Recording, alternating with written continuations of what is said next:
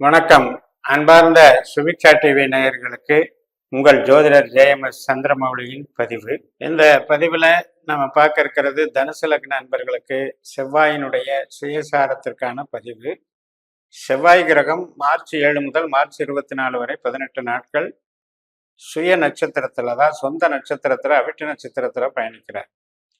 மகரம் ராசியில 1-2 பாதங்கள் இருக்கு, கும்பம் ராசியில 3-4 பாதங்கள் இருக்கு. இது மொத்தத்துக்குமே செவ்வாய் சொந்த நட்சத்திரமாக செல்வதனால நமக்கு அது சுயபலம் பெறுகிறது. ராசி மாறினாலும் அதனுடைய பலம் செவ்வாயினுடைய சுயபலம் அதிகம். இதுக்கு நமக்கு எந்த இடத்துல இருக்கு அதுக்கு தகுந்த மாதிரி நமக்கு பலன் கொடுக்கும். இப்ப நம்ம தனுசு லக்னத்துக்கு செவ்வாய் 2ஆம் இடத்துல சொந்த நட்சத்திரத்துல இருக்காரு. அப்ப நமக்கு இன்பம் தரக்கூடிய வகையில நம்முடைய கிரியேட்டிவிட்டி மைண்டு, நம்முடைய செயல் திட்டங்கள், யூகமா நம்ம என்னவெல்லாம் நினைச்சு பிளான் பண்ணி அதன் மூலம் சம்பாதிக்க நினைக்கிறோமோ அதெல்லாம் நிறைவேறும். பண வரவு நமக்கு வளர்ச்சி தரும். தனஸ்தானம் வலுப்படுதுன்னு அர்த்தம். இந்த தனஸ்தானத்துக்கு உண்டான பவர் என்ன அப்படின்னா, 2ஆம் இடம் என்பது நமக்கு சேமிப்பு மட்டுமல்ல, தொழில் சார்ந்து, சர்வீஸ் சார்ந்து அது டெவலப் பண்ணி கொடுக்கும். அப்படிப்பட்ட ஒரு வளர்ச்சியை கொடுக்கறது தான் இந்த செவ்வாய் கிரகம். அப்ப இந்த மன நிறைவும் அதுல உண்டாகும். ஏன்னா நமக்கு பூர்வ புண்ணிய ஸ்தானாதிபதி தான் செவ்வாய் கிரகம். அதனால மன நிறைவு உண்டாகும். அதே போல நாம விருப்பப்பட்டபடி நமக்கு ஒரு ஆதாயம் அப்படின்றது நடக்கும். அதுலேயும் ஒன்றும் பிரச்சனை இல்லை. நம்ம பேச்சு அப்படிங்கிறது 2ஆம் இடம் தான், வாக்குஸ்தானம்னு சொல்லுவாங்க. அப்படிப்பட்ட பேச்சிலையும் நமக்கு ஒரு வசீகரத்தன்மை கிடைக்கும். பேச்சினால புகழ் உண்டாகும், பேச்சினால பணம் சேரும், பேச்சுக்கு மதிப்பு இருக்கும். அதன் மூலமாக கூட நமக்கு வளர்ச்சி உண்டு. அப்ப வாக்கு, சொல்வாக்கு செல்வாக்காக மாறக்கூடிய அளவுக்கு 2ஆம் இடம் நமக்கு பவரா இருக்கு. இது 18 நாள்ல முதல் 9 நாள் 2ஆம் பாவ பலனையும், அடுத்த 9 நாள் 3ஆம் பாவ பலனையும் செய்வதாக வைத்து கொண்டாலும் பண ஆதாயத்துக்கு குறைவு இருக்காது. இந்த 3ஆம் பாவம் போகும்போது நம்முடைய ஒரு கலைத்திறமை, அகம் சார்ந்து, அதாவது நம்ம குடும்பம் சார்ந்து சில விருப்பங்கள் இருக்கும் இல்லையா? ஒரு ஆண் பெண் திருமண உறவு நிச்சயிக்கப்படுறது, கணவன் மனைவி அந்யோன்யம், குழந்தை பிறப்பு, வீட்டில் சுப நிகழ்ச்சிகள், இது சம்பந்தப்பட்ட அகம் சார்ந்த உறவுகள் சார்ந்த விஷயங்களுக்கு இந்த செகண்ட் ஹாஃப்ல அது நன்மைகள் சேர்க்கும். அப்ப மகிழ்ச்சியை கொடுக்கறதுக்கு அது இந்த வகையில கொடுக்குது.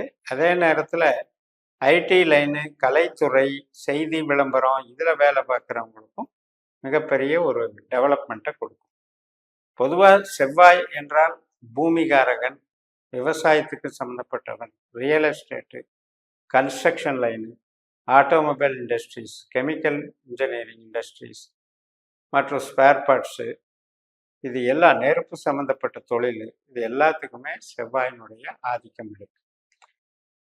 இந்த தொழில்கள் சார்ந்து காவல்துறையில் வேலை பார்க்குறவங்க, இந்த மாதிரி உத்தியோகத்தும் சார்ந்து கூட அவங்களுக்கு பவர் இன்க்ரீஸ் ஆகும். ஒரு ப்ரொமோஷன் கிடைக்கிறது, ஒரு பாராட்டுதல் கிடைக்கிறது, அடுத்த கட்டத்துக்கு நகர்வது, இதெல்லாம் நல்லா இருக்கு.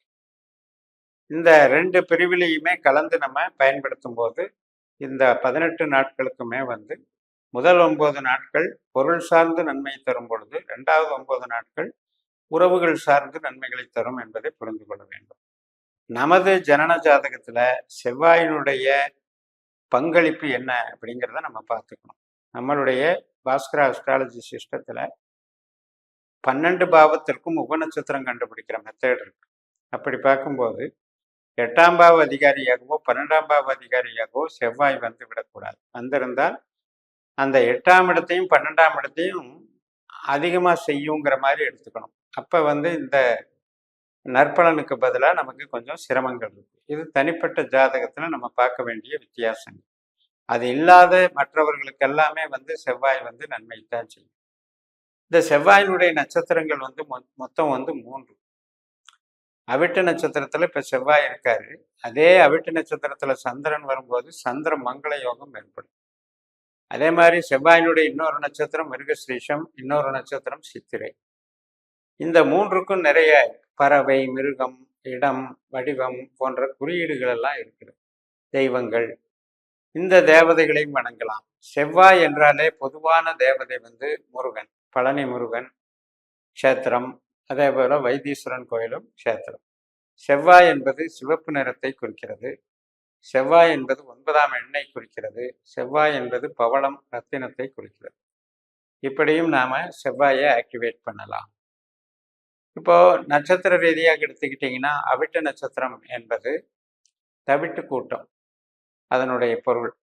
அதே போல பொன்வண்டு பறவை, சிங்கம் மிருகம், வன்னி மரம் விருட்சம். அப்ப இந்த வன்னி மரம் இருக்கிற இடத்துக்கு போயிட்டு வர்றது, பிரார்த்தனை பண்றது, இப்போ வன்னி மரம் செடி வாங்கி நடுறது, இது எல்லாமே வந்து நமக்கு அவிட்டத்தை ஆக்டிவேட் பண்றதுக்கு சமம். அதே போலதான் மிருகஸ்ரீஷ நட்சத்திரத்துக்கு சோமாஸ்கந்தர் அப்படிங்கிற தேவதை, அவிட்டத்துக்கு வந்து அஷ்டவசுக்கள், மிருகஸ்ரீஷத்துக்கு சோமாஸ்கந்தர் தேவதை. கருங்காலி மரம் தான் மிருகஸ்ரீஷம். இந்த கருங்காலி மாலைகளாகவும் கருங்காலி மரம் கன்றாகவும் நம்ம யூஸ் பண்ணி இது பண்ணிக்கலாம். கட்டையாகவும் யூஸ் பண்ணலாம். அதுபோல் பறவை வந்து கோழி, மிருகம் வந்து சாரை பாம்பு, இந்த மாதிரி வழிபாடுகளை எல்லாம் நம்ம பயன்படுத்திக்கலாம். சித்திரை நட்சத்திரம்னு எடுத்துக்கிட்டிங்கன்னா வில்வ மரம், வில்வ மரத்தை நடலாம். வில்வ மரம் இருக்கிற இடத்துக்கு போய் பிரார்த்தனை பண்ணிட்டு வரலாம். அதே போல் சித்திரை அப்படின்னாலே விஸ்வகர்மா தெய்வம். மிருகத்தில் வந்து புலி, இதெல்லாம் வந்து சிங்கம், புலி, இதெல்லாம் வந்து படங்களாக நம்ம பெருசாக லேமினேஷன் பண்ணி வச்சுக்கிட்டு பார்த்துக்கிட்டு இருந்தாலும் அது ஆக்டிவேஷன் ஆகும். இப்போ நமக்கு எந்த நட்சத்திரம் எந்த காரியத்தை செய்கிறதுன்னு நம்ம ஜனனஜாதத்தில் கண்டுபிடிச்சிட்டு இந்த மாதிரி நட்சத்திரங்களை குறியீடுகளை ஆக்டிவேஷன் செய்கிற மெத்தட் ரொம்ப சிறப்பு தரும். அதுபோல் அந்த கிரகத்தினுடைய தெய்வமும் அந்த ரத்தினமும் ஜெம்ஸ்டோனையும் யூஸ் பண்ணும்போது இன்னும் ஆக்டிவேஷன் நன்றாகுது. அப்போ இந்த கோச்சாரத்தில் நம்ம சொல்றது பொது பலன். நம்ம ஜனனஜாதத்துல வந்து நம்ம 12 பாவ அதிகாரிகள் மாறுபடும். எல்லா தனுசு லக்னக்காரர்களுக்கும் 12 பாவ அதிகாரிகளும் ஒன்றா இருக்காது. அதில் தான் இந்த சிஸ்டத்தில் இருக்கிற அப்டேஷன்.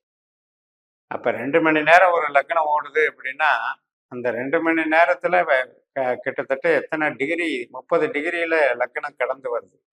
அதுக்கு தகுந்த மாதிரி உபநட்சத்திரங்கள் மாறி அதிகாரிகள் 12 பாவ அதிகாரிகள் வெவ்வேறாக வரும் ஒவ்வொருவருக்கும்.